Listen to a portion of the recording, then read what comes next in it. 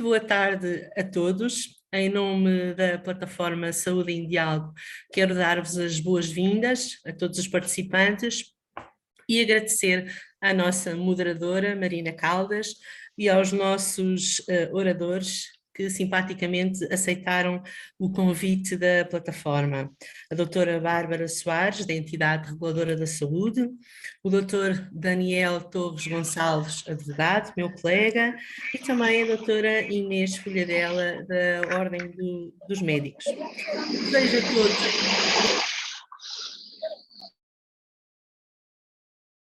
Rosário ficou mute. O anfitrião hoje muda.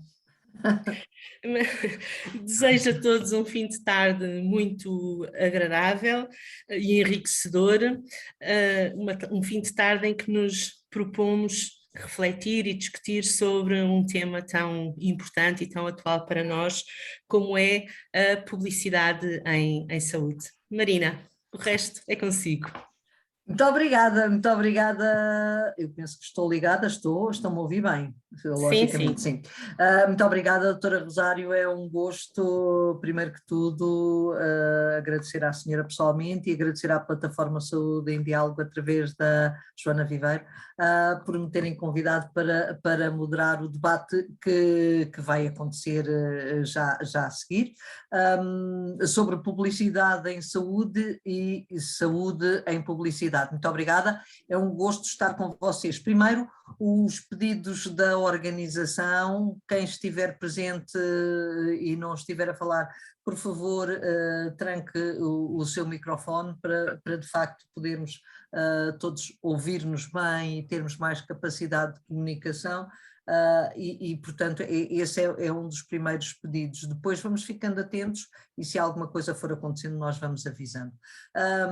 Relativamente ao tema, no momento em que todos sabemos e que se fala tanto da necessidade de termos cidadãos mais preparados, mais informados e com mais literacia em saúde, é lógico que é importante saber também até que ponto pode a publicidade em saúde ser aqui um benefício ou não, para um conhecimento mais aprofundado de um setor que, além de estar em constante mudança, como é o setor da saúde, é igualmente um setor onde os parceiros têm interesses vários e diferenciados e onde se fala cada vez mais de uma medicina personalizada e de precisão, como é que isto tudo se enquadra, não é? Será que as regras da publicidade em saúde existentes estão bem definidas? É uma das questões. Será que são exageradas e contraem o mercado?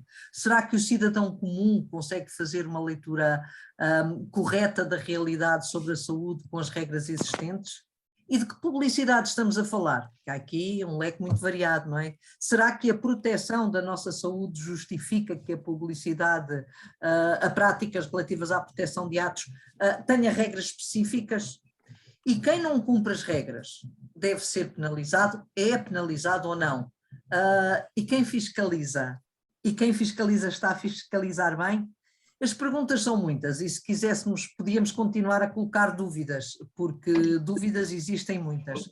Portugal, como sabem, tem desde há uns anos atrás um regime jurídico das práticas de publicidade em saúde.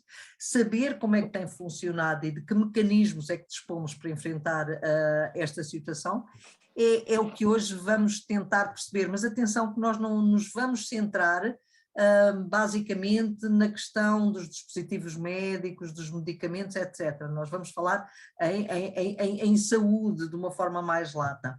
E para nos ajudarem a colocar os pontos nos is sobre estes temas todos, nós temos connosco 3 responsáveis que conhecem profundamente o setor e conhecem também muito bem esta realidade, porque são todos eles muito ligados à parte jurídica. Eu vou apresentá-los, portanto temos connosco, e vou começar pelos senhores, porque isto é um grupo todo muito feminino e, portanto, o Dr. Daniel Torres Gonçalves é advogado, sócio de uma empresa de advogados, a empresa PRA Raposo Sá Miranda e Associados. Muito bem-vindo, muito obrigada por estar connosco, doutor. Temos também connosco a doutora Bárbara Soares Reis, técnica superior de regulação da entidade reguladora da saúde, que tem em todo este processo um papel muito importante, e está ainda connosco, last but not the least, a doutora Inês Friadella, que é consultora jurídica da Ordem dos Médicos. Volto outra vez a pedir para desligarem os microfones ou para porem em mute, caso não estejam a utilizar. Aos três, sejam muito bem-vindos, é um gosto estar com vocês. Dr. Daniel Torres, vou começar por lhe dar a palavra a si, ou seja, todos vocês vão ter 10 minutos, mais ou menos, para exporem o tema.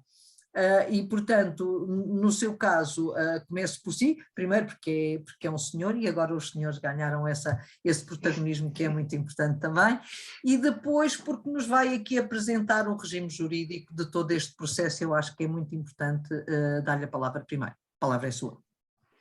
Muito obrigado, muito boa tarde a todos. É de facto uma responsabilidade e um privilégio partilhar a mesa com todas vocês e espero estar à altura. Eu começo por agradecer à plataforma, é verdadeiramente um gosto estar aqui numa atividade da plataforma de saúde em diálogo, aqui na pessoa da doutora Rosário e também da doutora Joana Viveiros e também da pessoa que lançou este repto, a doutora Maria Lourenço Marques.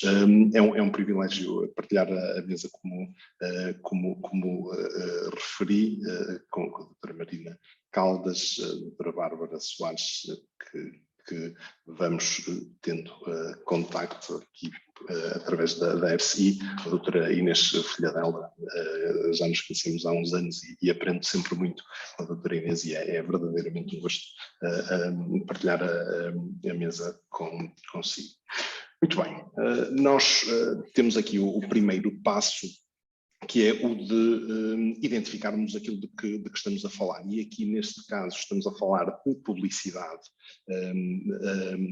em saúde, ou seja, estamos a olhar para o regime que regula a publicidade feita a atos e a serviços de saúde e não a medicamentos, dispositivos médicos, entre outros. Essas realidades têm disposições próprias, têm regimes próprios e nós aqui vamos olhar para, em particular, então, esses atos e serviços que visam o tratamento de doenças, que visam a proteção, a promoção da saúde. E estaremos aqui a olhar tanto para a prática da saúde tradicional como as práticas não tradicionais, as terapias não convencionais, e estaremos aqui a falar da publicidade feita a todos os tratamentos e terapias, sejam meios complementares de diagnóstico, terapêuticas, etc. Ou seja, tudo aquilo que seja uma comunicação promocional, informações relativas a estes atos e serviços estarão aqui enquadrados naquilo que nós entendemos ser a publicidade em saúde. Significa que fica aqui afastado, nomeadamente a publicidade a medicamentos, que sabemos que é um tema que também gera muitas dúvidas, mas que tem um regime que é mais, digamos, mais restritivo e que não se confunde com este. Voltando aqui um bocadinho atrás, eu vou dividir a minha intervenção em 3 momentos. Em primeiro lugar, um enquadramento, em segundo lugar, um resumo daquilo que são as regras deste regime da publicidade em saúde e, em terceiro lugar, falar aqui um bocadinho daquilo que é a nossa realidade em termos de fiscalização, deixando aqui o repto à intervenção seguinte. E neste enquadramento, em primeiro lugar, aqui perceber de que é que estamos a falar, de que mensagens publicitárias é que estamos a falar, e gostava que refletíssemos um momento sobre aquilo que é uma mensagem publicitária, ou seja, nós estamos a falar de publicidade em saúde, ou seja, na essência estamos a falar de publicidade e quando temos um elemento publicitário, quando temos uma mensagem publicitária, temos sempre a constituição por dois elementos. Temos um elemento comercial e um elemento de informação, ou seja, a mensagem publicitária é sempre constituída por estes dois elementos. Eu abro aqui um parênteses para dizer o seguinte: quando regulamos a publicidade, e não necessariamente a publicidade em saúde, a publicidade em geral, o legislador tem em consideração a existência de uma diferença entre duas partes, aquele que publicita e aquele que está sujeito à publicidade, ou seja, aquele que é o destinatário da publicidade. O legislador reconhece a existência de uma diferença entre estas posições, reconhecendo a existência de da vulnerabilidade da parte do consumidor. O regime visa proteger esse consumidor face à publicidade. Ora bem, quando estamos a falar de publicidade em saúde... Aqui então uma contrariedade, não é? E não sei como é que Peço desculpa, mas alguém tem o micro ligado. Eu não sabia se estavam a fazer aqui alguma interpelação. Pois, é relembrar mais uma vez para quem tiver o microfone ligado, para desligar, está bem?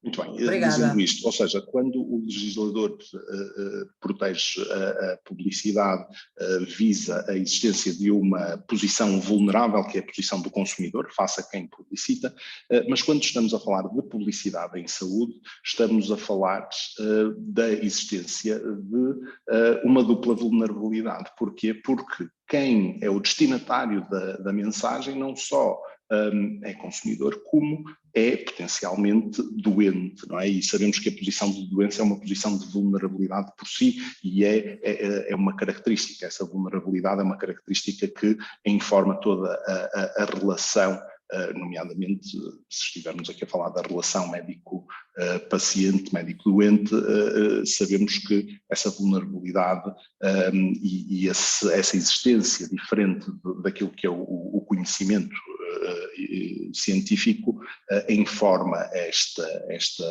relação. Ou seja, quando estamos perante uma publicidade em saúde, temos esta dupla vulnerabilidade do destinatário.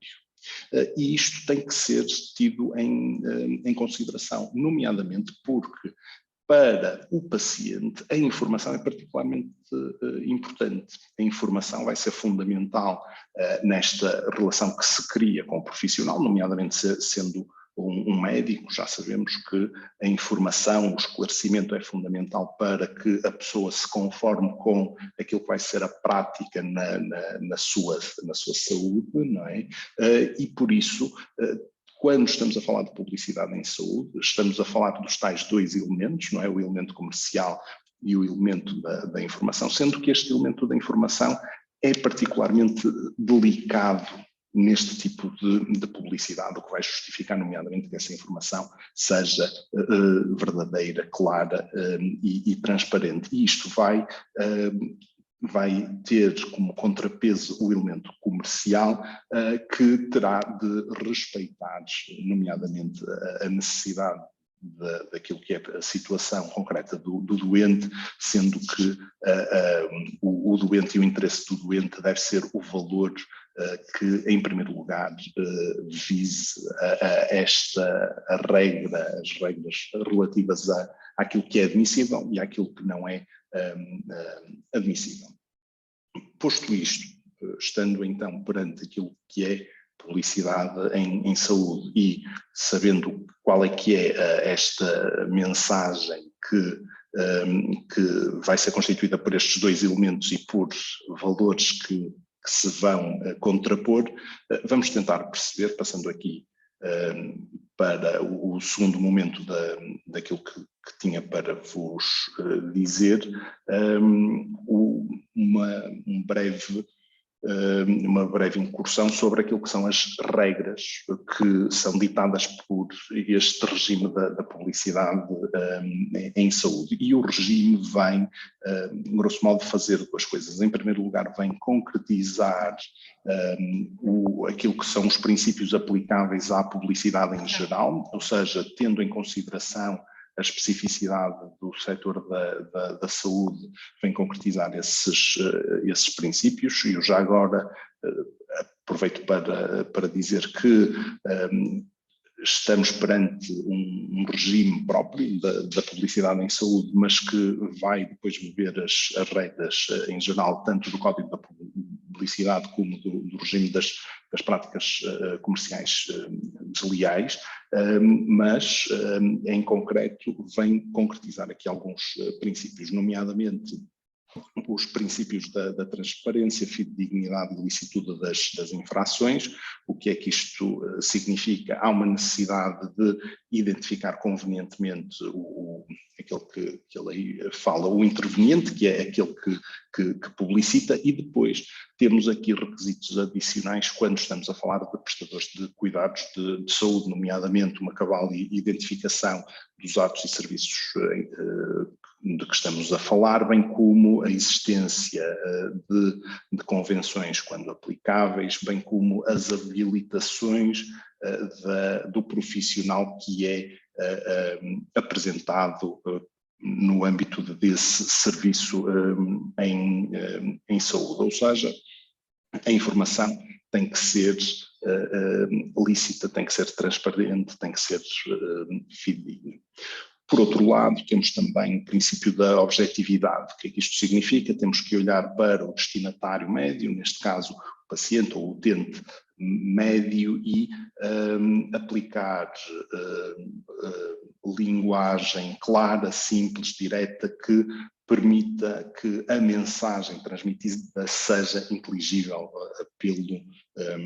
por esse destinatário. Ou seja, como dizia há bocadinho, nós temos aqui estes princípios que são aplicáveis em geral e que concretizamos em concreto. Contudo, em concreto, quanto aos serviços em saúde, contudo, temos também aqui uma incursão sobre aquilo que é privativo deste setor, do setor da saúde, e há aqui uma questão em particular que é do maior relevo e acho que muito pertinente no nosso no tempo em que vivemos, e eu imagino que a questão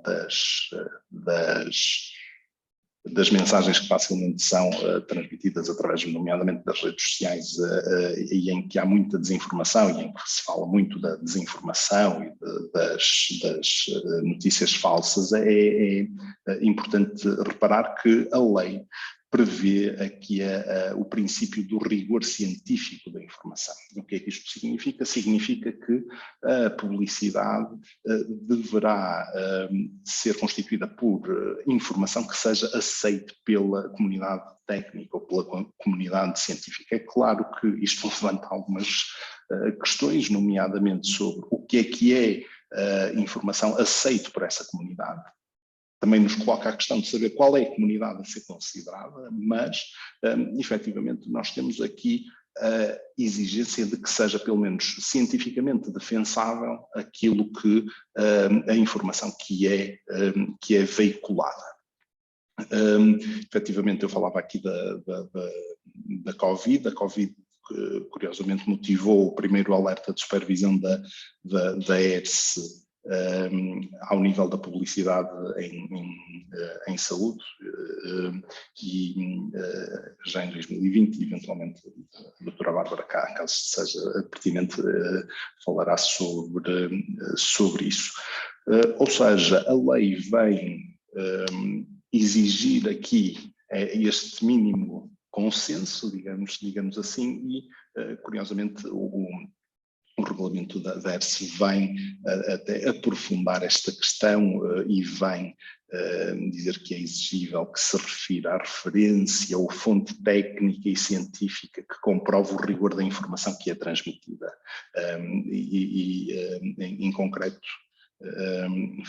fico curioso para saber até que o que é que em concreto a ERSE irá exigir aqui sobre, não sei se exigirá aqui referências bibliográficas em algum caso sobre as informações que são transmitidas no âmbito da publicidade em saúde. Estes são os princípios que no fundo vêm dar o caráter geral daquilo que são as regras do setor, e depois o regime vem concretizar práticas que são proibidas, ou seja, enumerar um conjunto de situações que consubstanciam práticas de publicidade proibidas, nomeadamente práticas de publicidade que engane sobre as características do ato e ao serviço, e também numa questão que é fundamental aqui deste setor, do setor da saúde,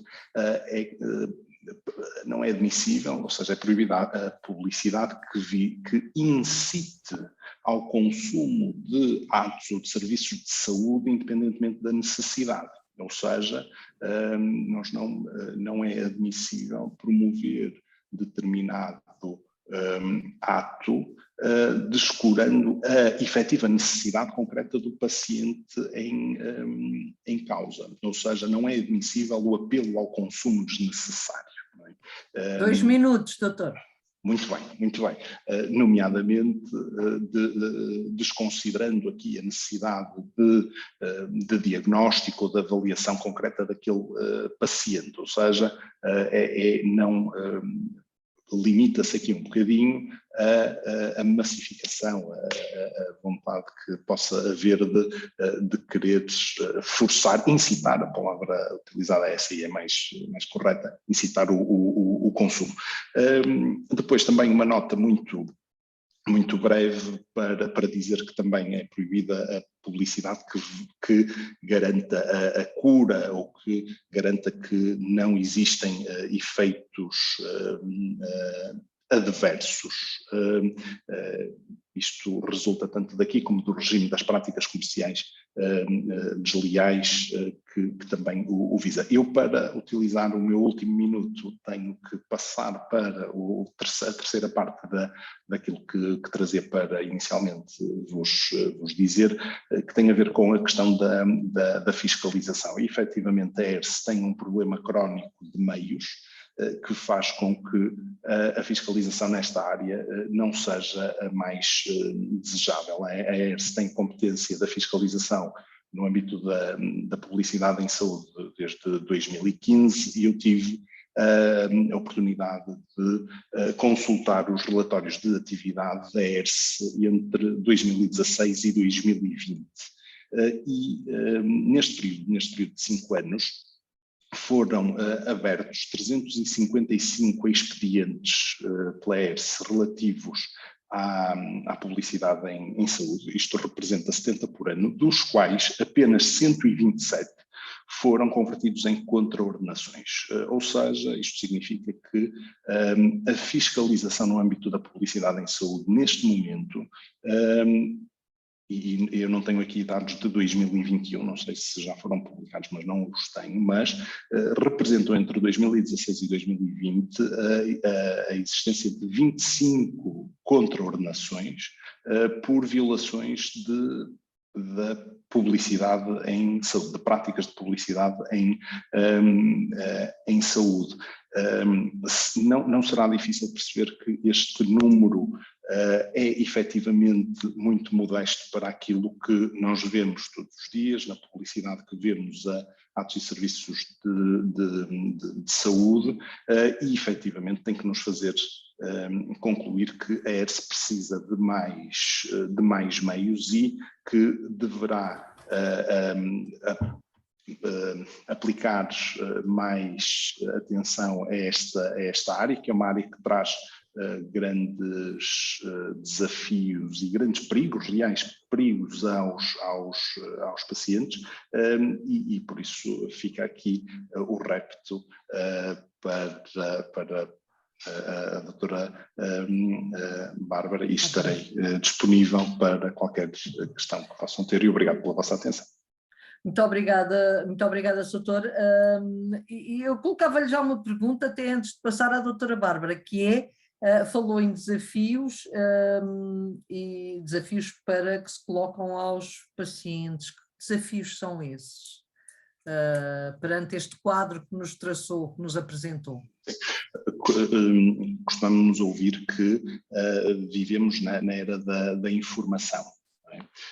E estamos efetivamente muito sujeitos à informação, e na nossa vivência cotidiana nós estamos sujeitos não só à informação que procuramos, que era o que tradicionalmente acontecia, mas também informação que vem ter connosco muito invasiva. E a partir do momento em que nós temos essa informação a chegar, nomeadamente em forma de publicidade em saúde, se nós admitimos tudo, estamos aqui a olhar não para um destinatário qualquer, mas para um destinatário que talvez padeça de uma patologia que faz com que ele seja particularmente suscetível àquilo que lhe está a ser dito. E nós não podemos descurar essa posição, a tal dupla vulnerabilidade. Doutor, e quanto mais literacia em saúde uma sociedade tiver, mais apta está para entender de facto os princípios e saber quais são os mecanismos que deve utilizar? Eu diria que sim, a literacia é importante, mas contudo nós temos aqui uma questão, que é quando nós falamos em saúde, muitas vezes a parte emocional impõe-se à parte inteligível, não é? À parte, ou seja, mesmo pessoas com literacia, eu diria que num momento de desespero, num momento de doença, estarão sujeitas a isso. É claro que eu diria que quanto mais literacia melhor, nomeadamente ao nível da saúde, que é um problema com que nos deparamos, sim. Já tínhamos aqui pano para mangas, só com a sua apresentação para fazermos o debate, mas claro que queremos ouvir as nossas outras convidadas, doutora Bárbara. Já aqui vimos que a publicidade tem que ser fidedigna, compreensível e tem que ter rigor científico. E também ficámos a saber que a ERSE não tem, digamos assim, todos os mecanismos de que precisa para de facto fazer uma fiscalização como devia. Tem aqui muito para nos explicar nos seus 10 minutos seguintes, portanto a palavra é sua.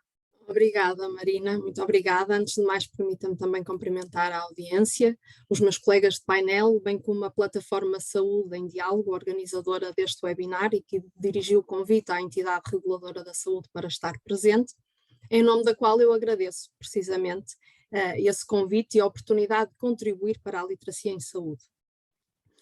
Bem, na qualidade técnica superior de regulação, a exercer funções na entidade reguladora da saúde, eu sei, e permitam-me defender a minha dama, eu sei que a entidade tem uma missão hercúlea, com várias competências, com várias incumbências, e diria até que a publicidade está aqui quase que no fim de linha, porque antes disso temos a necessidade de garantir o registro dos estabelecimentos prestadores de cuidados de saúde, o seu licenciamento, o cumprimento de requisitos de funcionamento, a garantia do acesso aos cuidados de saúde, a qualidade dos cuidados de saúde prestados e depois, claro, sem dúvida, o direito à informação, que é importante desde o início para garantir a liberdade de escolha, também na prestação dos cuidados de saúde para garantir um consentimento informado da parte dos utentes, mas, portanto, são muitas as competências e diria que sim, atendendo a todas essas competências, os recursos existentes e disponíveis poderão ainda ser escassos, considerando até ao nível de recursos humanos, portanto temos aqui o poder de regulação a exercer sobre todo o país, e somos mais ou menos cerca de 100 colaboradores, portanto há aqui uma disparidade em relação ao número de técnicos. Não obstante, tentamos, como é óbvio, e os relatórios de atividades estão aí publicados precisamente para comprovar isso, tentamos exercemos as nossas competências em todas as vertentes que nos são atribuídas e que, de facto, intensificaram a partir de 2014 com os novos estatutos da entidade reguladora da saúde. Portanto, o que é que faz a entidade reguladora da saúde? Volto um bocadinho atrás. A entidade reguladora da saúde supervisiona a atividade e o funcionamento dos estabelecimentos que prestam cuidados de saúde, de todos os setores, portanto, setor público, privado, cooperativo e social. No que respeita aos requisitos que estão previstos na lei para o efeito, sendo a ERSA garante dos direitos e interesses dos utentes, designadamente, como já referi, ao nível do acesso, da qualidade e também da legalidade e transparência das relações económicas. Com interesse para o tema que nos traz aqui hoje, incumbe à ERSA garantir o acesso aos cuidados de saúde, prevenir e punir práticas de indução artificial da procura de cuidados de saúde, zelar pelo respeito da liberdade de escolha e o direito à informação, como já disse. É também a ERSA que aprecia todas as queixas e reclamações dos utentes que são apresentadas nesta área da saúde, independentemente de ser setor público, privado, cooperativo ou social, e monitoriza o seguimento que é dado a essas reclamações, e tem também o dever de prestar informação, orientação e apoio aos utentes dos serviços de saúde.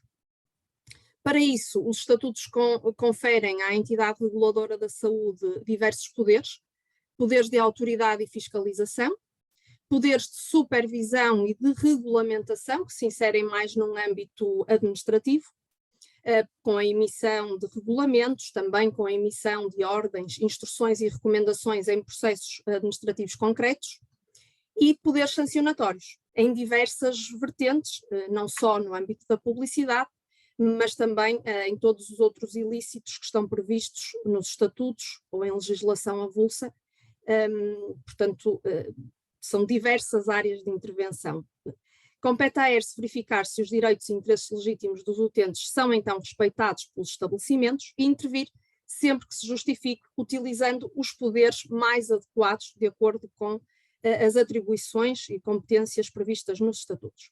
Desde 2003, portanto desde a sua criação, 2003, sobretudo depois com o incremento em 2006, a ERSA teve intervenção em inúmeros casos concretos relacionados com esta temática de publicidade, exercendo os seus poderes, tanto que depois, no ano de 2014, o Conselho de Administração decidiu, digamos assim, aglutinar as intervenções que foi tendo em casos concretos, numa recomendação genérica, que foi emitida e está publicada no site, com o propósito de, portanto, ter uma orientação mais transversal e preventiva no que concerne ao direito à informação e ao direito de acesso livre e esclarecido dos utentes. A questão é que a entidade reguladora da saúde não é o legislador e, portanto, não se pode substituir ao legislador. Na altura, em 2014, considerou necessária a emissão desta recomendação e isso serviu de mote e para o legislador perceber que haveria aqui também necessidade de uma intervenção legislativa e como disse o doutor Daniel, uma intervenção um bocadinho mais especial nas regras de publicidade aplicáveis ao setor da saúde. Portanto, neste contexto, com o objetivo de zelar pelo direito dos utentes à informação verdadeira, completa e transparente, relevante para o exercício da liberdade de escolha e para a concessão, então, do consentimento informado sobre os cuidados a receber, foi aprovado em 2015 o regime jurídico das práticas de publicidade em saúde, já tratado pelo Dr. Daniel Gonçalves. Regime que atribuiu, então, à entidade reguladora competências para fiscalizar o cumprimento dos princípios e regras que aí estão previstos, e o diploma não é um diploma extenso, é um diploma denso, bastante condensado, em, salvo erro, 10 artigos, e também atribuiu competências para sancionar os casos de incumprimento. Finalmente, atribuiu ainda ao Decreto-Lei 238 de 2015 competências regulamentares para definir os elementos de identificação dos intervenientes na publicidade e os elementos também da mensagem ou informação publicitada. Em cumprimento desta competência regulamentar, que já exercemos, Em novembro de 2016, foi então aprovado e publicado em Diário da República o regulamento da ERSE 1058-2016, a que o Dr. Daniel também já fez referência. Portanto, no primeiro ano, o foco da entidade reguladora passou aqui pela necessidade de dar uma vacatio legis, digamos assim, dar um período também para os prestadores, para os operadores de mercado se adaptarem a este regime, à especificidade que aqui está prevista, e por outro lado foi também objetivo da entidade reguladora exercer a sua competência regulamentar, tanto que ao fim de um ano tínhamos então o regulamento que se mantém em vigor e que é um complemento do decreto-lei aprovado pelo Governo. Em relação ao regime propriamente dito e do prisma da intervenção da ERSE, eu destaco duas particularidades e duas vantagens face aos estatutos. Por um lado, o regime das práticas de publicidade em saúde permite à ERSE intervir sobre entidades que à partida não são suas reguladas, dado o conceito amplo de interveniente que está aqui previsto, é adotado um conceito amplo de interveniente e inclui todos aqueles que beneficiam da publicidade, mas também quem participa na concessão e na difusão das práticas de publicidade em saúde. E, portanto, ao nível da concessão, eu posso dar o exemplo das agências de publicidade e ao nível da difusão, posso dar o exemplo dos meios de difusão, portanto, os meios tradicionais, os meios digitais, que hoje em dia também são bastante utilizados, as redes sociais, que já foram aqui focadas, que servem bastante como plataforma e meio para difundir diversos atos e serviços de saúde. Portanto, permite então o diploma, como eu disse, que a ERSE intervenha sobre um leque mais alargado de entidades para além dos seus regulados. Por outro lado, o diploma veio conferir à entidade reguladora competências sancionatórias para que possa sancionar diretamente violações a este regime. Isto é importante porque até então, e sem este diploma ser aprovado, não estava previsto o ilícito contraordenacional, quando muito o que estava previsto era ao nível do Código da Publicidade e as competências aí são da Direção-Geral do Consumidor, em termos genéricos. No caso específico da saúde, portanto a entidade reguladora intervinha sobretudo ao nível de processos administrativos, ou seja, aquilo que fazia era verificando casos concretos de publicidade que era considerada lesiva, emitia, portanto, abria um processo de inquérito e depois, no fim, emitia uma ordem, uma instrução, uma recomendação. Ora, desde novembro de 2015 passou a ser possível à entidade exercer poderes sancionatórios, que se espera que sejam mais dissuasores de um comportamento ilícito e desviante, digamos assim. 2 minutos, doutora. Ok, sim. Portanto, o beneficiário da publicidade não é prestador há situações em que o beneficiário da publicidade não é prestador de cuidados de saúde e a entidade vai poder intervir. E aqui já estou a pensar, por exemplo, na situação de alguém que publicita os seus serviços como sendo serviços de saúde, embora não detenha habilitações ou qualificações para o efeito. Em termos de intervenção em casos concretos, a entidade atua como resposta a denúncias enviadas por outras entidades, por exemplo, recebemos denúncias de prestadores concorrentes, de profissionais de saúde, de ordens profissionais, também de outras entidades públicas ligadas ao setor, e atua também no seguimento de reclamações apresentadas pelos utentes, na medida em que é competência da ERSE analisar e monitorizar essas reclamações. Recebida a exposição, e aqui já entro numa vertente prática de lógica de análise, recebida a exposição é feita uma primeira abordagem, que funciona como uma triagem para aferir se de facto a matéria exposta se enquadra no regime das práticas de publicidade em saúde, e de facto numa primeira fase muitos dos expedientes que recebemos não eram enquadráveis neste diploma. Como disse o Dr. Daniel, este diploma é específico para atos e serviços de saúde, excluindo matérias relacionadas com medicamentos, que são competência do Infarmed, ou com suplementos alimentares, que são competência da ASAI e da Direção-Geral da Alimentação e Veterinária.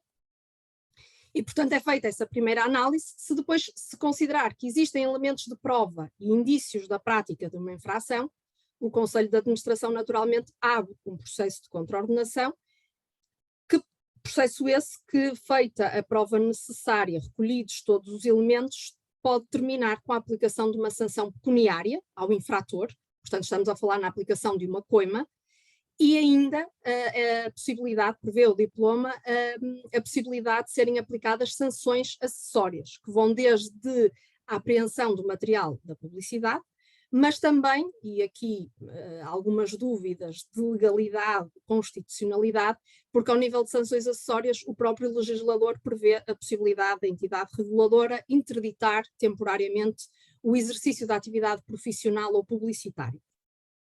No âmbito da instrução dos processos de contraordenação por violação deste regime, o que a ERSE faz habitualmente? Que mecanismos é que utiliza? Portanto, desde logo a consulta de meios digitais e de meios audiovisuais. A consulta pode inclusivamente até em parceria com a ERC ter acesso a determinados programas e visualizá-los para perceber que tipo de publicidade está ali a ser realizada.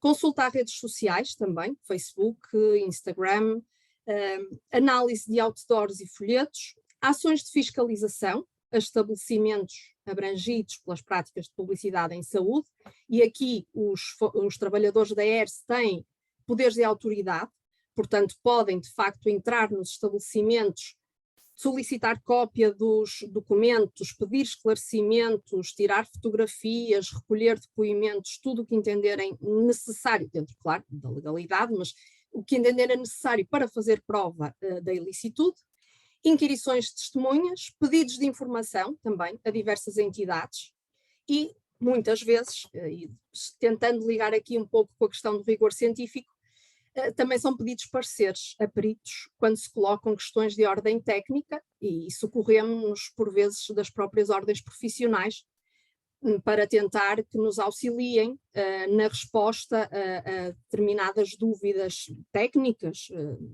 Portanto, socorremos, como disse, das ordens profissionais.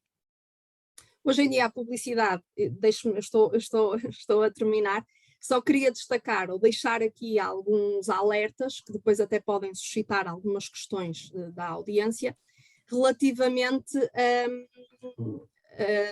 red flags, não é? Portanto, alertas de publicidade em que as pessoas devem estar especialmente atentas.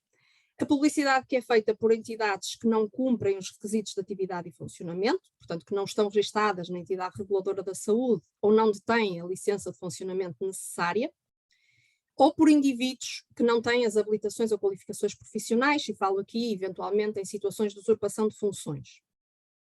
Os utentes devem desconfiar, digo eu, quando o beneficiário da publicidade não está devidamente identificado, com a indicação do nome ou da firma, o número de contribuinte, o número da cédula profissional do profissional de saúde, o número de registro na ERSE, a morada do estabelecimento, a licença de funcionamento, são tudo informações obrigatórias que devem constar na publicidade nos termos de regulamento da ERSE e que de facto ainda não conseguimos, estamos a caminhar nesse sentido, mas ainda não conseguimos que todos os prestadores cumpram isto, e era importante porque assim também conseguiríamos fazer a triagem entre quem é prestador e quem não é.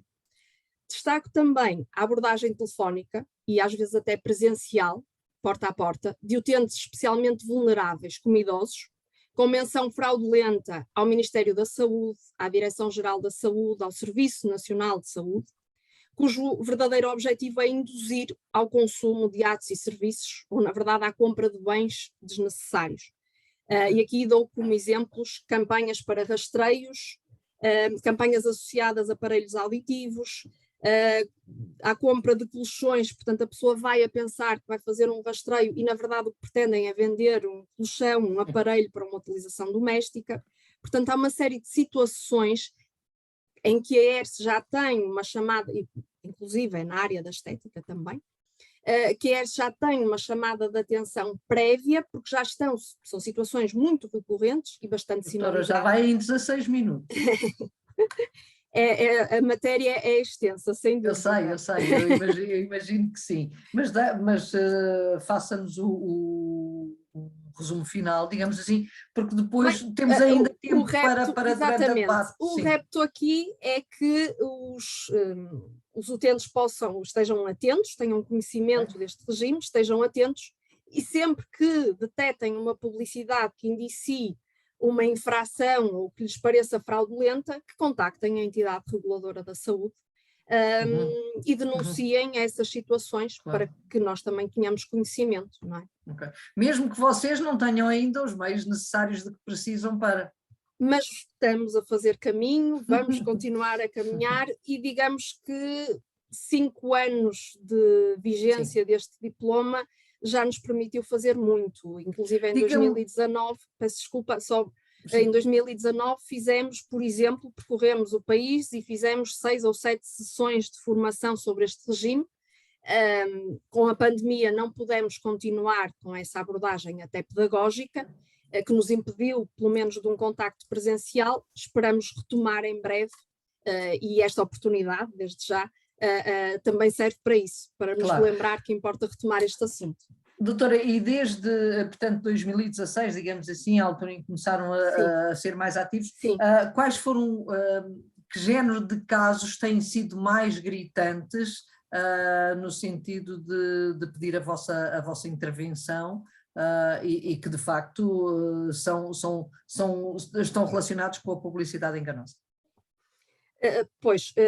A tónica aqui em 2016, que é quando temos em vigor o decreto-lei e o regulamento, e em termos de publicidade eram aquelas red flags que eu estava a referir, não é?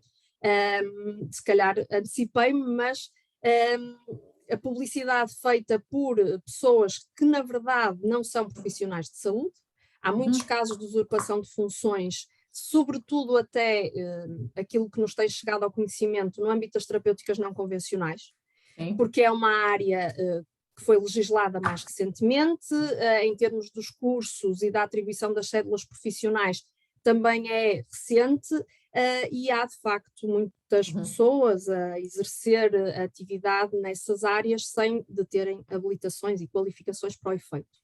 Esta questão das intervenções em massa relativamente a utentes vulneráveis, em que o contacto é feito por um call center e é indicado que estão a ligar da parte do Ministério da Saúde ou do SNS a pedirem dados e a solicitarem que as pessoas se desloquem a um rastreio, quando na verdade depois o rastreio é uma coisa mínima em que se mede, por exemplo, a tensão arterial e passam para uma segunda fase a tentar vender atos e serviços. Exatamente. A publicidade também na área da estética, sem dúvida. A estética é um problema grave, não é? Bastante. Há uma publicidade intensa nas redes sociais, é essa área da estética e muitas vezes feita por profissionais que não têm a mínima habilitação, e está em causa a saúde e a integridade física dos utentes, porque são práticas muitas vezes invasivas. Muito obrigada, doutora. Muito obrigada, doutora Bárbara. Temos aqui já aquilo que nos deixou aqui, foram coisas muito interessantes que depois, durante o debate, vão certamente ajudar-nos a entender muito obrigada melhor pela de que forma é que podemos aqui ajudar em todo este processo. Contem comigo para esclarecer. Obrigada. Obrigada. Vamos dar a palavra agora à doutora Inês Folhadela, que, portanto, é consultora jurídica da Ordem dos Médicos, e vai ser muito interessante também saber de que forma é que todos estes problemas, digamos assim, da publicidade em saúde relativa aos atos e aos serviços, chega à Ordem dos Médicos. E o que é que a Ordem dos Médicos faz e como é que envolve todas as entidades neste processo. Doutora, a palavra é sua.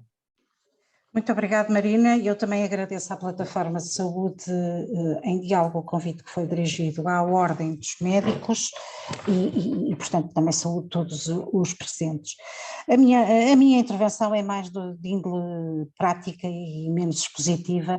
Na realidade, penso que também terá mais utilidade para as pessoas que se inscreveram nesta sessão. Dizer desde logo que a questão da previsão de regras de publicidade ao nível das ordens profissionais e dos seus estatutos está prevista na própria lei das associações públicas profissionais, isto é, na lei quadro, que nós designamos por lei quadro, que é a lei 2/2013. De uma forma geral, essa lei quadro, em princípio, proíbe que as associações público-profissionais, as ordens, prevejam regras restritivas da publicidade, para além daquelas que constam do ordenamento jurídico em geral, já que as ordens profissionais não podem constituir instrumentos de limitação das regras da concorrência. E, portanto, no que toca às ordens profissionais da saúde, as regras que possam estar previstas vão balancear entre a questão da não restrição às regras da concorrência e, por outro lado, à proteção dos interesses dos doentes, sempre de acordo com um princípio de proporcionalidade, sempre de acordo com a preocupação da preservação do segredo profissional, que nesta área, como sabemos todos, é fundamental, e, portanto, sempre de acordo depois com todos os princípios informadores que já aqui foram falados e que para nós, ordens profissionais, e eu neste momento falo em geral das ordens profissionais da saúde, nos interessam com particular ênfase também para o princípio do rigor científico, e que, no que toca à percepção da ordem dos médicos, se compatibiliza muito pouco com a publicidade relativamente às terapias não convencionais, mas naturalmente que não vou entrar nessa discussão. De notar que todas essas regras de publicidade também se aplicam no caso de haver um exercício profissional à distância. No caso da medicina isso existe, com a telemedicina, e portanto mesmo na telemedicina essas regras têm que ser respeitadas. E no caso da telemedicina isso vai colocar um problema, é que a publicidade ainda vai ter que se compatibilizar com a preocupação ou com o problema da preservação dos dados pessoais e o cumprimento das regras que estão consignadas no ordenamento jurídico relativamente, portanto, no que toca ao Regulamento Geral de Proteção de Dados. Curiosamente, de todas as ordens profissionais na área da saúde, apenas a Ordem dos Enfermeiros não prevê regras relativas à publicidade. Todos os outros estatutos profissionais estabelecem princípios relativos às profissões e relativos aos profissionais, e prevêem também que a violação dessas regras, que muitas vezes são desenvolvidas nos códigos deontológicos ou regulamentos deontológicos, dão origem a sanções disciplinares e, portanto, são punidas em sede do exercício do poder disciplinar das ordens. Há algum motivo para isso, doutora? Terá que perguntar à Ordem dos Enfermeiros, okay. Já que também os enfermeiros desenvolvem a sua atividade profissional, nomeadamente em unidades privadas de saúde, também o desenvolvem de forma organizada e societariamente, e portanto, de facto, a ausência de referência terá que ser questionada à própria Ordem, já que também eles lidam com a saúde e com os doentes, e também a sua atuação é naturalmente invasiva e contende com os princípios, ou deverá salvaguardar os princípios que são referidos no diploma que o doutor Daniel também escalpelizou. Eu tomei notas porque há uma menção, há outra curiosidade natural, compreensível, que é no caso da Ordem dos Farmacêuticos, não só prever regras no que toca à publicidade dos produtos profissionais, isto é, dos farmacêuticos, mas também regras no que toca à publicidade dos medicamentos, e portanto aí o Estatuto da Ordem dos Farmacêuticos, respectivamente nos artigos 86 e 87, abrange os dois tipos de publicidade, sabendo nós que é o regulamento da publicidade do medicamento que rege essa matéria. O que é certo é que o Estatuto prevê as duas coisas, naturalmente porque o envolvimento do farmacêutico na comercialização do medicamento é quase umbilical, naturalmente que o faz. No caso da Ordem dos Médicos, isso está previsto no artigo 136 do nosso Estatuto, que determina que o médico deve sempre nortear-se no que toca à publicidade pelo interesse do doente, abstendo-se de práticas que pressuponham ou criem falsas necessidades de consumo. Já aqui foi mais referido este princípio. De resto, não é de estranhar que o nosso diploma faça referência, até porque o Estatuto, quando foi publicado, as alterações ao Estatuto, quando foram publicadas, já estava em preparação o diploma relativo às publicidades em saúde, às práticas de publicidade em saúde, e, portanto, nós procuramos antecipar alguns dos princípios no Estatuto. Por outro lado, prevemos que a publicidade deve ser meramente informativa das condições de atendimento ao público, horários de funcionamento, etc., da qualificação profissional do médico, e eu aqui queria fazer algum ponto de ordem, na medida que este é um dos aspectos importantes que a Ordem tenta, de facto, sensibilizar, não só os destinatários principais do Estatuto e do seu Código Deontológico, que são os médicos individualmente considerados, bem como todas as formas societárias de exercício de profissão. Na atividade médica não há sociedades profissionais, contrariamente ao que sucede, por exemplo, no caso da advocacia, em que nós temos sociedades de advocacia. Aqui não, os médicos organizam-se normalmente sob a forma de sociedades comerciais, sociedades por cotas ou sociedades anónimas, já que o seu estatuto não o proíbe, e, portanto, nós procuramos sensibilizar. Porquê? Porque, de facto, a publicidade hoje é extremamente agressiva e, nomeadamente, se nós consultarmos os sites das sociedades, que são da responsabilidade das sociedades, muitas vezes, e não dos médicos que trabalham, e que muitas vezes são assalariados dessas sociedades, utilizam muitas vezes terminologia ou apresentam os médicos com qualificações que eles não possuem e que não podem utilizar. E, portanto, fazem incorrer os médicos, muitas vezes, de forma interposta, em infrações disciplinares que depois eles têm que demonstrar, ou melhor dizendo, são confrontados com a ação disciplinar da Ordem, em que, de facto, não têm a responsabilidade, já que não foram eles os responsáveis pela construção dos sites. Isto porquê? Porque, de acordo com o Estatuto da Ordem dos Médicos, os médicos só podem usar os títulos de qualificação profissional se estiverem inscritos nos respectivos colégios. Eu estou a falar os títulos de especialista, de subespecialistas e de competência que a Ordem atribui. E, portanto, um médico só pode utilizar o título de cirurgião plástico, reconstrutivo e estético se estiver inscrito no respectivo colégio, só pode utilizar o título de subespecialista em medicina de reprodução se estiver inscrito na respectiva secção, ou só pode utilizar o título de competência em geriatria ou, por exemplo, em medicina do sono, se estiver inscrito no respectivo colégio. O que é que acontece? Essas são três áreas em que têm aparecido muitas... Não, isto é para lhe dar um exemplo, por exemplo, na cirurgia plástica, em que aparece muito, por exemplo, nos sites, a medicina estética. A medicina estética não é uma especialidade médica. As especialidades médicas estão definidas no artigo 97 do Estatuto, são, por lei, apenas aquelas.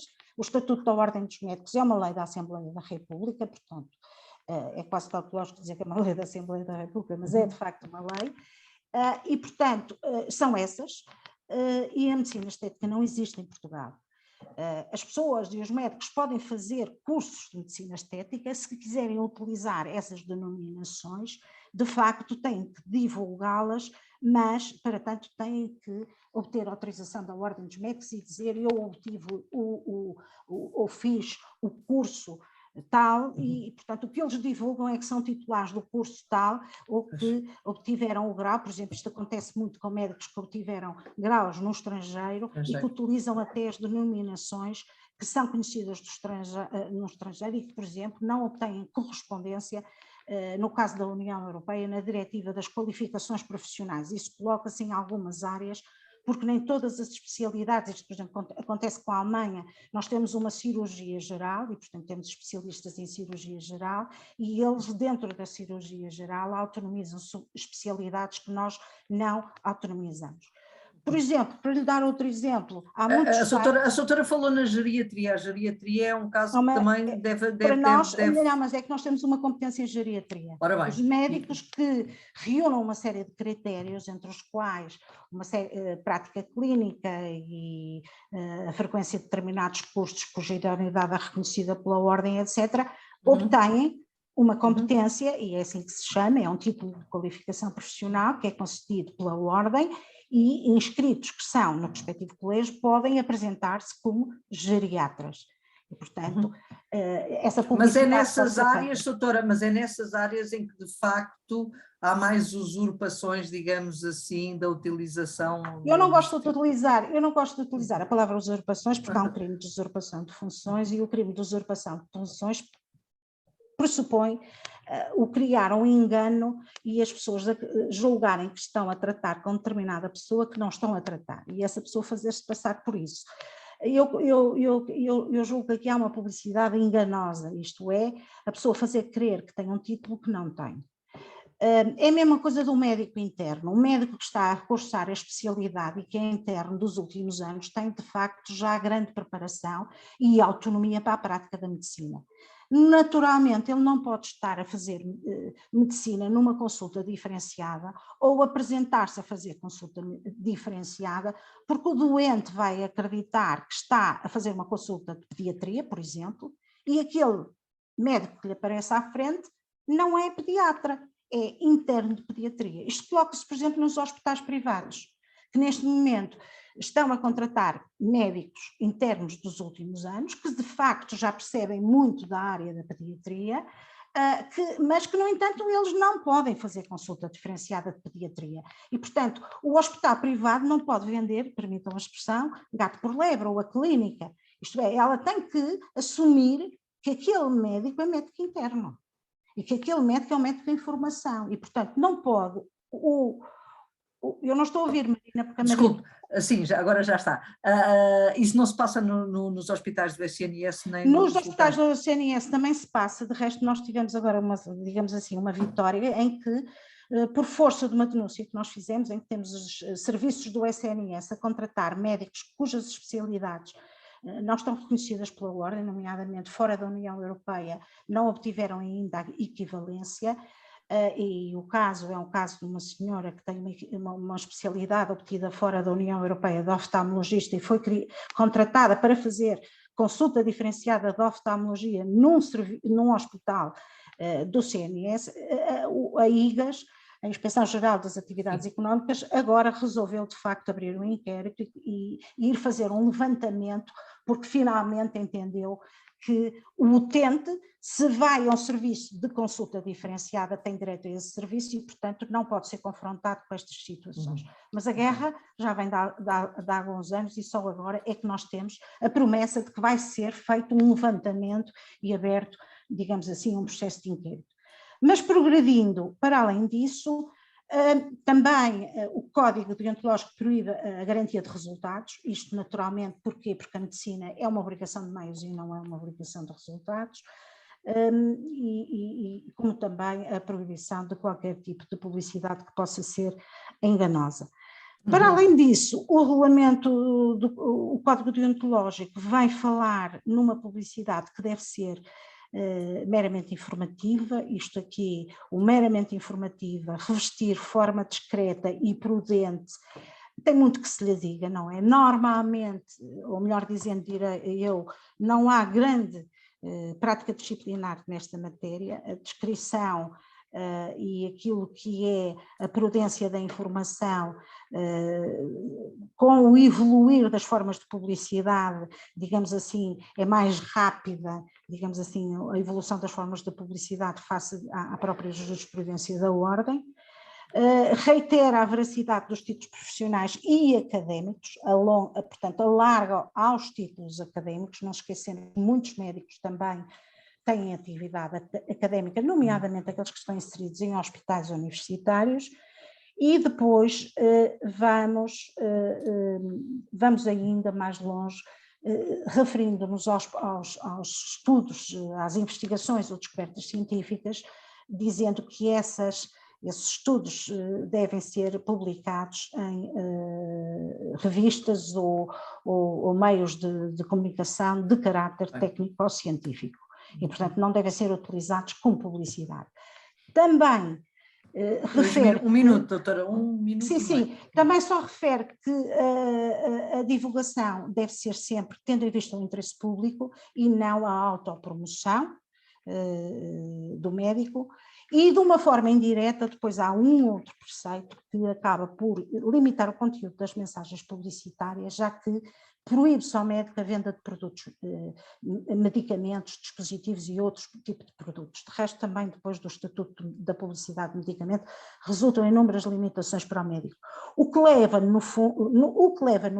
a proibir o médico a publicitar marcas, nomeadamente nos seus próprios estudos, de uma forma geral, é proibido as marcas, o que não quer dizer que ele não fique impedido de utilizar marcas na sua prática clínica e mais, que ele, por exemplo, vou dar um exemplo que é muito comum e os médicos da plástica referem-me isso, não lhes seja indiferente, no caso dos implantes mamários, a marca que é utilizada, dada a qualidade diferente das marcas. Para terminar, só quero dizer que a informação quanto à qualificação profissional dos médicos é possível confirmar através da consulta do site da Ordem. Isto é uma informação que é obrigatória a Ordem disponibilizar e o site tem um local que se chama Médicos Registados na Ordem, onde essa informação é possível confirmar. Em caso de dúvida, há sempre a possibilidade de enviar e-mail para uma das regiões ou até para o próprio Conselho Nacional. E depois a Ordem também está preocupada com a literacia em saúde, de resto o nosso bastonário fala muito nisso, na literacia em saúde, e um dos programas que nós dispomos é o programa Choosing Wisely em Portugal, que escolhas criteriosas em saúde, que publica alguns guidelines e alguma informação científica nesta matéria, também está no site da Ordem. Ao mesmo tempo, os colégios, nós procuramos fazer uma seriação dos pareceres técnicos que os colégios emitem e publicar. Agora também há uma coisa que é preciso estarmos cientes. A literacia em saúde é importante, mas não substitui a decisão médica. E, portanto, a literacia em saúde permite ao doente, sim senhor, e ao destinatário da publicidade, no meu entender, estar mais alerta, mas isso não significa que, e nomeadamente, por exemplo, nos casos de situações mais complicadas e até de medicamentos sujeitos à prescrição, mas aí a publicidade até é proibida, de facto, de ser o doente a fazer essa opção. Okay. Portanto, muito sinteticamente, respeitando os seus 10 minutos, aqui está. Já passou. Muito obrigada, muito obrigada, doutora Inês, muito obrigada. Foi muito bom os dados que nos trouxe e as indicações que nos trouxe, porque elas também nos vão ser úteis a partir de agora.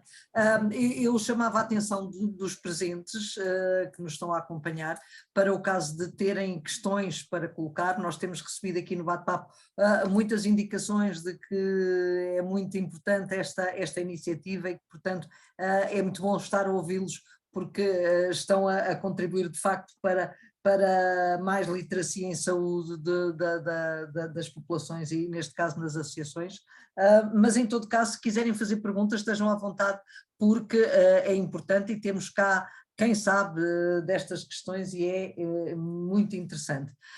Eu, em todo caso, tenho aqui uma que vai ser geral para todos e que vou começar por colocar ao Dr. Daniel Torres Gonçalves e depois vamos conversando e vamos vendo para onde é que isto nos leva. Soutor, portanto, já vimos que há aqui muito trabalho a fazer.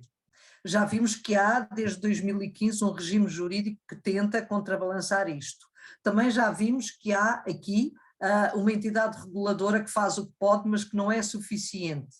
Portanto, qual é o ponto da situação real relativamente à publicidade em saúde dos atos e serviços?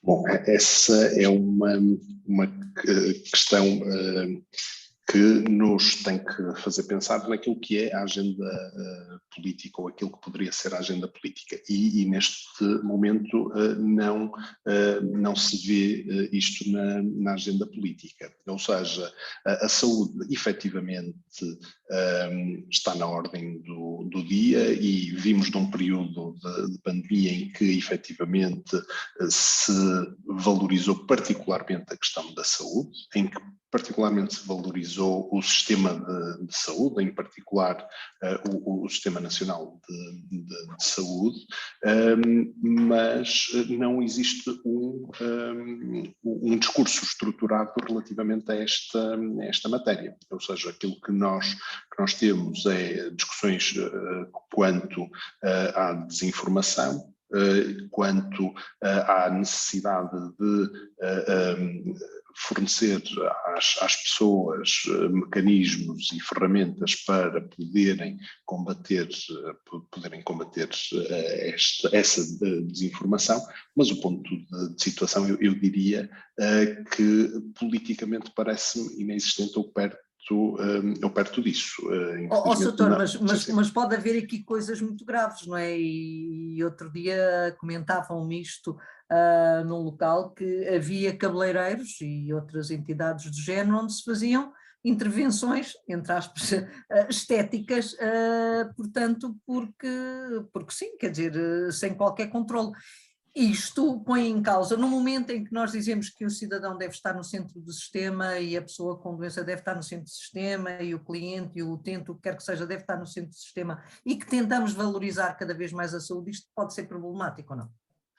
Muito problemática a parte da estética, então, é um estudo de caso, porque aquilo que nós temos é uma desregulação quase total, em que não se percebe onde é que termina o ato médico, nem onde é que começa o ato médico, em que nós temos práticas é que nós temos aqui várias realidades. Nós temos profissionais de saúde que, sendo profissionais de saúde, podem não ter as competências para os atos em causa, mas nós temos não profissionais de saúde a praticar atos que, infelizmente, e por falta de definição, e podemos aqui depois discutir em concreto se existe essa falta de definição ou não, mas eu diria que sim, e estamos aqui a várias velocidades.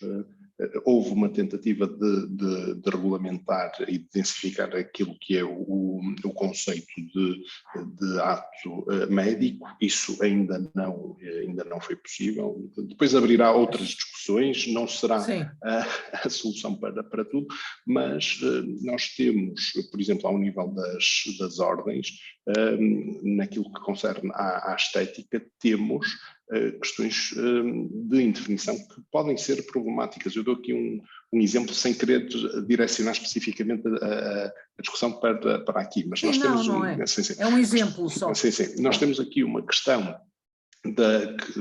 daquilo que foi uma opção da ordem dos médicos dentistas de apostar naquilo que é chamada a harmonização facial, por exemplo, e em que há médicos que defendem, e eventualmente a doutora Inês Filha dela até conseguirá falar sobre isto da perspectiva da ordem, em que há médicos que questionam se aquilo que é a harmonização facial é mesmo medicina dentária ou é medicina, ou seja, e aqui estamos a falar das fronteiras entre prática de atos por profissionais de saúde. Para o consumidor, para o paciente, mais problemático ainda é aqueles casos de que se falou há bocadinho de termos estabelecimentos que não são estabelecimentos prestadores de cuidados de saúde a promoverem e a praticarem atos que efetivamente, quando se vai ver, deverão ser qualificados como atos médicos. Efetivamente, existe uma tentativa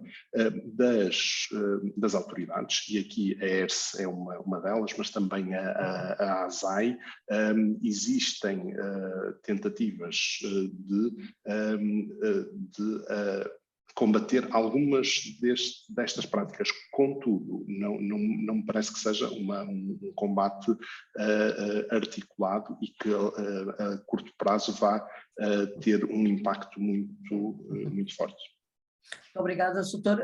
Doutora Bárbara, temos aqui, portanto, várias velocidades que não se conseguem resolver por si só, portanto, esta última questão que o doutor Daniel também aqui nos deixou, de facto de não haver aqui uma união, digamos assim, entre todos aqueles que estão envolvidos neste processo para combater estes problemas que aqui foram colocados, pode ser problemática. Como é que a entidade reguladora da saúde vê a situação, em primeiro lugar, e como é que pensa que se pode dar a volta para resolver, ou as resolver? Sem dúvida, através de uma cooperação entre as várias entidades, e nós temos feito isso. Já cooperamos em fiscalizações, por exemplo, com a Ordem dos Nutricionistas, já solicitamos a cooperação da Ordem dos Médicos também, estamos a fazer fiscalizações em parceria com a ASAI. Portanto, apesar dos recursos limitados que podemos ter em termos de recursos humanos, a verdade é que sempre que é solicitada a cooperação, a parceria, nós acedemos ao pedido e tem surtido bastantes efeitos nessa matéria, sem dúvida alguma. Deixei de ouvir, Marina, desculpe. Pois deixou que eu desliguei o microfone. Quais eram as armas que a doutora gostava de ter ao seu dispor para, de facto, fazer um combate efetivo, mais efetivo, digamos assim, relativamente àquilo que tem pela frente?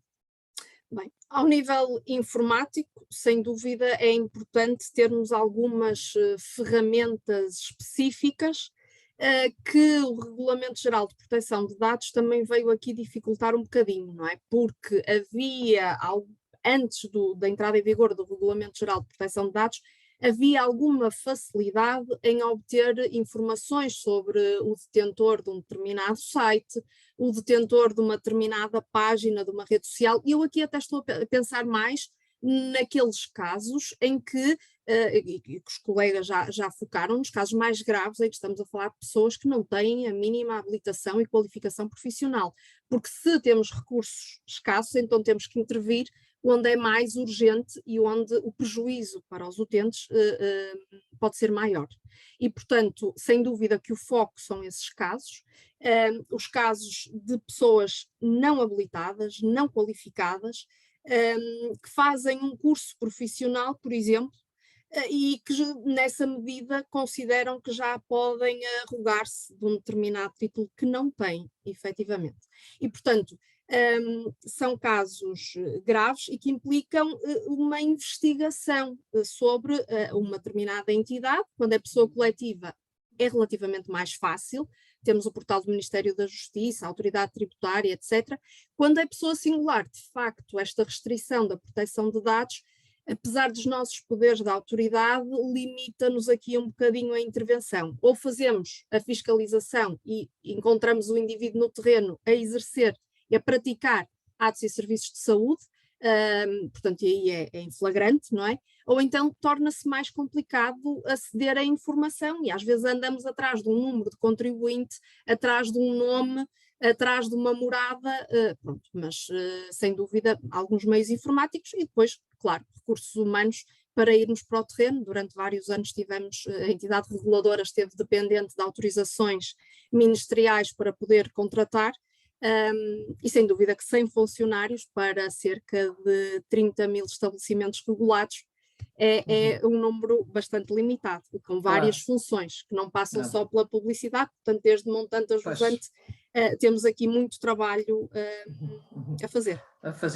Doutora, ainda não a vou deixar em paz, porque entre todos os comentários que temos aqui muitos comentários de muitas pessoas a dar-lhes os parabéns pela forma como têm exposto o problema e queixando-se também as próprias pessoas. De facto deve ser muito difícil conseguir atuar sem meios para tal, mas há aqui uma questão que é dirigida pessoalmente, diz assim: há vários portais de compras online que disponibilizam vouchers para destartarização, check-up ou limpeza dentária, digamos assim, em clínicas da especialidade entre aspas. Sim. Qual é o feedback da ERSE sobre este tipo de vendas de serviços de saúde online e como pode o utente fazer a sua escolha em consciência? Quando eu há pouco falei dos alertas, ficou de facto a faltar um alerta relativo... Eu não a deixei. Eu ultrapassei o meu tempo, eu disse que a matéria aqui era vasta. Em relação às questões promocionais e às vendas cruzadas também, que se começa a verificar muito mais.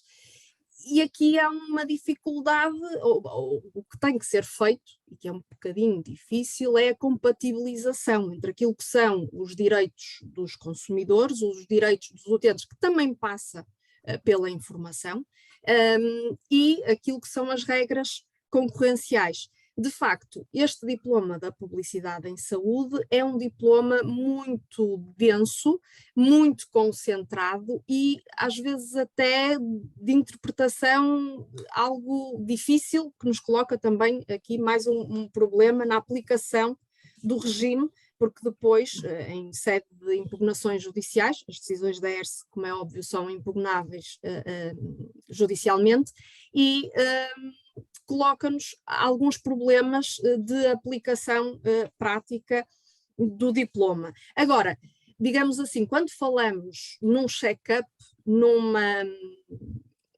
consulta geral para verificar o estado de saúde, considerando até a promoção da saúde, aí o diploma não estabelece propriamente uma proibição. Agora, se esse check-up vem acoplado com uma tentativa de vender um outro ato ou serviço de saúde, como seja, por exemplo, uma panóplia de tratamentos dentários que duram não sei quantos meses e que até já têm à cabeça, isto acontece muito na medicina dentária, já tem à cabeça um preço pré-definido, que a pessoa naquele momento é incitada a aceitar e a celebrar um contrato. Claro que aí não estamos a falar de uma publicidade transparente, estamos a falar de uma publicidade enganosa, de uma publicidade que está a induzir artificialmente os utentes, ainda por cima ali sob pressão, e o diploma permite-nos, através do artigo 7º, atuar, portanto é considerada uma prática proibida, quando há essa intenção de pressionar o utente no momento, no seguimento do check-up, a fazer uma série de outras compras de atos e serviços. Muito Já obrigada. agora, se me permite, Diga. para eu lembrei-me quando a doutora Inês referiu a questão do site da Ordem dos Médicos ter a pesquisa dos médicos com cédula profissional, especialidade, até domicílio. Esse deve ser o caminho, não é, doutora? Esse deve ser o caminho para quem quiser fazer as verificar a veracidade. Exatamente. O que é que acontece? A entidade reguladora da saúde tem, desde o início, desde a sua gênese, digamos que ao nível de primeiras competências, um registro público de estabelecimentos de saúde e das entidades responsáveis pela sua exploração e, portanto, os utentes, antes mesmo de se deslocarem a qualquer estabelecimento, podem fazer a pesquisa e verificar diretamente no site da entidade reguladora se está registado, se tem licença de funcionamento e para que tipologia de atividade, os serviços que presta, as convenções. E ainda consegue ver, que também pode ser interessante, embora os dados aqui sejam dados relativamente absolutos, o registro de reclamações que aquele estabelecimento tem em números, em percentagem, e mediante os vários tópicos que a entidade reguladora aborda, desde reclamações sobre acesso, reclamações sobre qualidade, reclamações em matéria financeira, o que pode dar pelo menos uma ideia de como está aquele prestador na relação com os utentes. Não é? Pode ser uma ajuda. Eu já passo a palavra também à doutora Inês, que se calhar quer comentar esta questão. Nós antecipadamente tivemos acesso a uma série de perguntas que as associações nos enviaram, e que podem ser importantes também ser desmistificadas aqui. Eu tenho aqui uma que veio da doutora Manuela Lourenço Marques, da Andelinfa, que eu vou colocar à doutora Inês Filhadela, porque eu acho que é importante e é interessante como encarar a divulgação da atividade médica através da boca de quem o pratica nas redes sociais. Portanto, é uma questão que é capaz de ser engraçada, uma vez que falámos já en passant, digamos assim, sobre este tema. Sim, isso desde logo coloca um problema que é o problema do segredo, e não é do segredo profissional. E, portanto, é um problema de que a própria publicidade feita, portanto, o comentário que o próprio médico possa fazer acerca da sua atuação, nunca, mas nunca pode ser suscetível de implicar a violação do segredo, e isso vê-se muito, infelizmente, por aí. Por outro lado, como diz o Código Deontológico, tem que ser feita de forma discreta e não pode implicar ou significar que o médico vai por aí difundir que garante resultados de saúde, e portanto que ele é de facto aquele que cura, e ele é de facto aquele que consegue resultados de 100% nesse tipo de cirurgias, e portanto que alcança o sucesso absoluto, porque de facto a medicina não é, contrariamente ao que se possa pensar, uma ciência exata ou uma ciência de resultados exatos. Eu só queria, se a Marina me permite, chamar a atenção para um problema. Aqui, para além de tudo o que já foi dito, da falta de meios, da falta de conhecimento e da falta de informação, e portanto da divulgação de tudo isto, eu acho que há um problema profundo de glossário, isto é, de facto, se houvesse uma preocupação em estabelecer que determinadas denominações apenas poderiam ser utilizadas em determinadas circunstâncias, se calhar alguns enganos não seriam gerados. Nomeadamente a palavra clínica ser utilizada no contexto que a portaria do licenciamento dos consultórios e clínicas utiliza. E isso não está feito. Assim como a questão, o Dr. Daniel aqui referiu-se à estética, o problema da estética e da diferença entre estética e cosmética, não é? Há um grupo de trabalho, de facto, em relação às atividades profissionais que está a fazer esse trabalho de diferenciação. E, portanto, o problema do glossário é um problema fundamental para o destinatário da mensagem, não é? Quanto portanto, nomeadamente nesta opção da estética, que vem muitas vezes associada ao custo daquilo que se faz. Devo notar que no site da Ordem dos Médicos o Colégio de Dermatologia tem um parecer publicado, que até foi publicado e foi elaborado a pedido, na sequência de um pedido feito pela entidade reguladora sobre o licenciamento das unidades que se dedicam a certos atos de estética, que são atos médicos, e a qualificação como atos médicos, e que, nomeadamente, em relação a tudo que são atos invasivos, como a lipoaspiração, já vi aqui referido o botox, etc., os qualifica como atos médicos. Por outro lado, a Ordem dos Médicos tem um regulamento que define o que é o ato médico. E este regulamento está publicado em Diário da República e produz os seus efeitos não só em relação aos médicos, como tem sido utilizado pelos tribunais para definir e para permitir definir o campo privilegiado de atuação dos médicos, até porque grande parte das suas normas são, digamos assim, de inspiração ou retiradas dos diplomas de caráter legislativo que referem-se à atividade médica. Quanto à questão que o Dr. Daniel referiu dos dentistas e da estética e da racionalização facial ou da uniformização facial, ele tem toda a razão.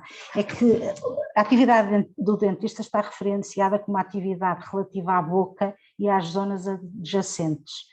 E, portanto, a regularização facial está muito para além da zona adjacente e, portanto, nomeadamente as rinoplastias e toda uma série de intervenções ao nível da zona mandibular, maxilofacial, etc., a Ordem entende que pertence ao Colégio da Cirurgia Maxilofacial ou do otorrino. E, portanto, de facto, estas questões de fronteira colocam-se, é verdade, ele tem toda a razão e colocam-se. Mas lá está, voltamos ao mesmo, voltamos à questão do glossário, voltamos à questão dos limites de cada atividade profissional. É um facto. Doutora, e a propósito do glossário, tenho aqui outra questão, que é, pode um instituto ser uma marca registada? Exemplo, Instituto Português de... Sim, isso pode, desde que o que vem a seguir não seja aqui nada que confundível. contraria.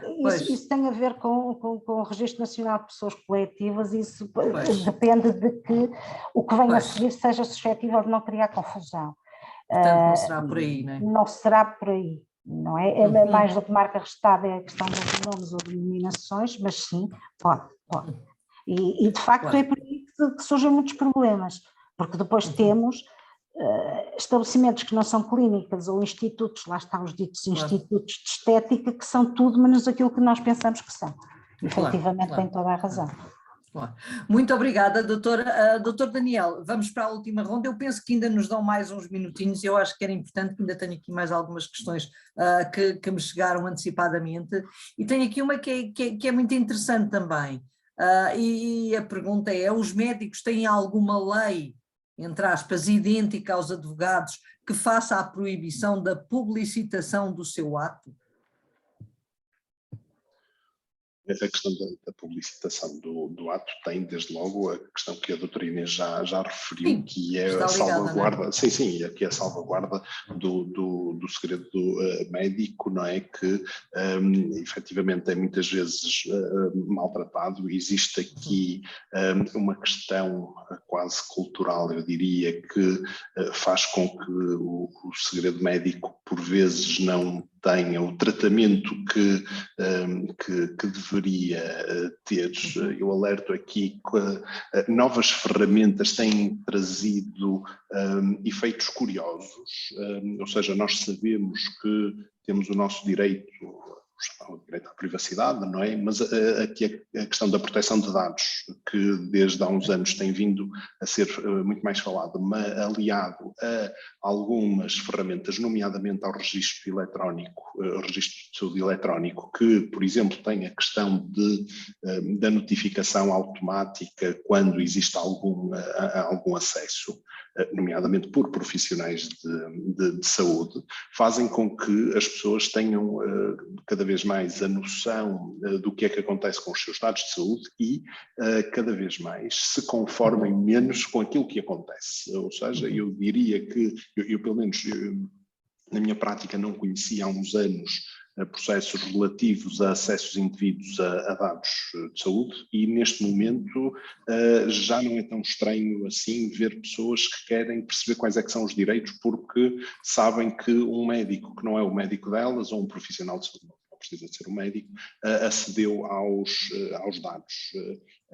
Nomeadamente aqui no âmbito da vacinação, por exemplo, houve aqui muitos acessos que não se percebem muito bem a razão de ser, e aqui a questão do sigilo é fundamental.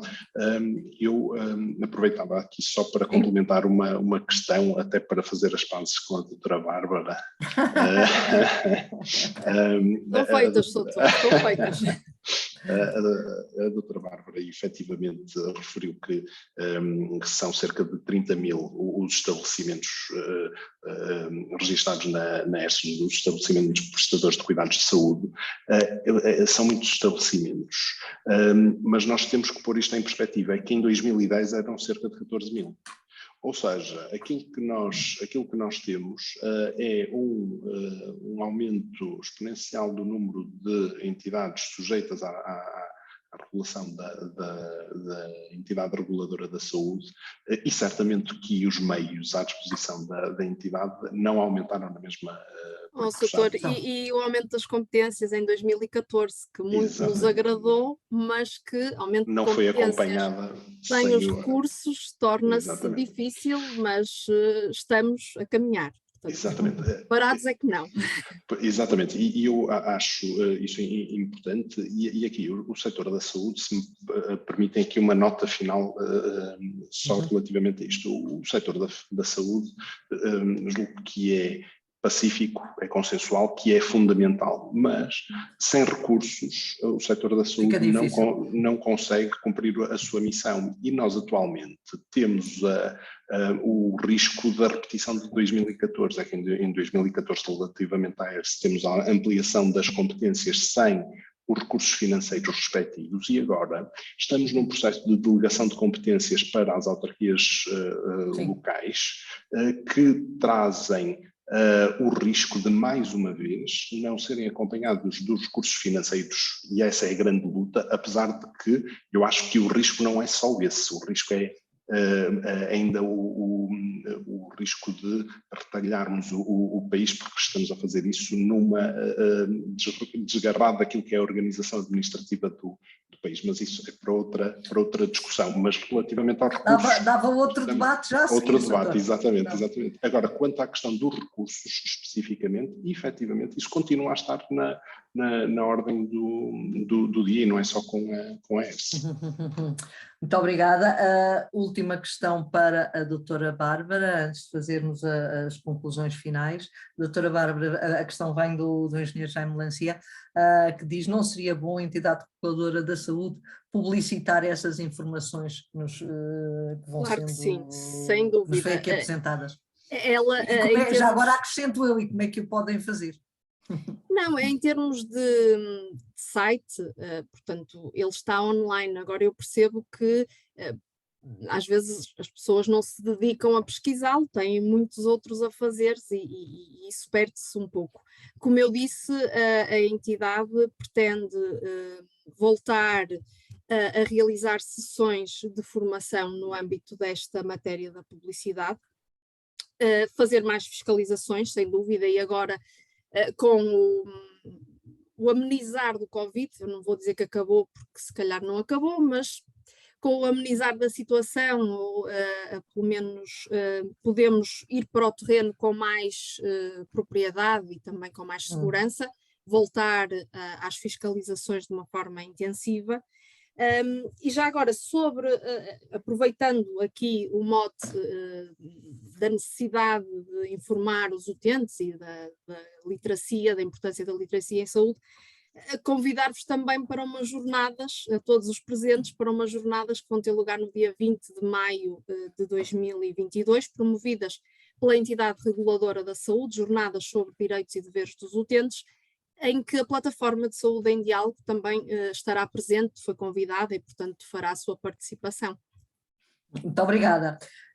E estamos no final do nosso debate, já ultrapassámos em 8 minutos, mas penso que a organização e a plataforma Saúde em Diálogo não se importa, porque tivemos aqui, de facto, intervenções que foram muito, muito interessantes e, portanto, deixámos aqui, pelo menos, algumas indicações daquilo que se pode fazer caso sejam confrontados com coisas mais dúbias e com problemas mais dúbios que possam aparecer.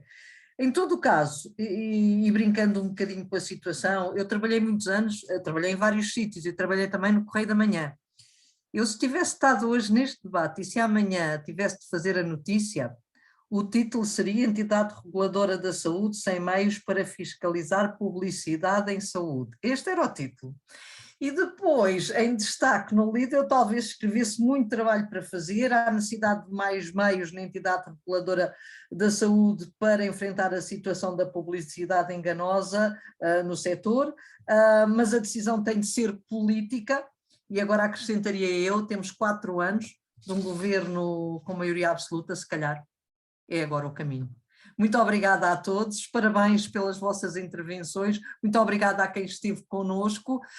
Deixo aqui o mote, porque uma vez que desta vez falámos de atos e de serviços, por que não a plataforma Saúde em Diálogo fazer uma publicidade em saúde 2, desta vez dedicada a medicamentos e a dispositivos médicos, que tem sido também muito pedida aqui nas mensagens que nos foram enviadas. Muito obrigada a todos, foi um gosto estar com vocês, muito obrigada a quem esteve connosco. Obrigada. Até à próxima. Obrigado, até à próxima. Muito obrigado.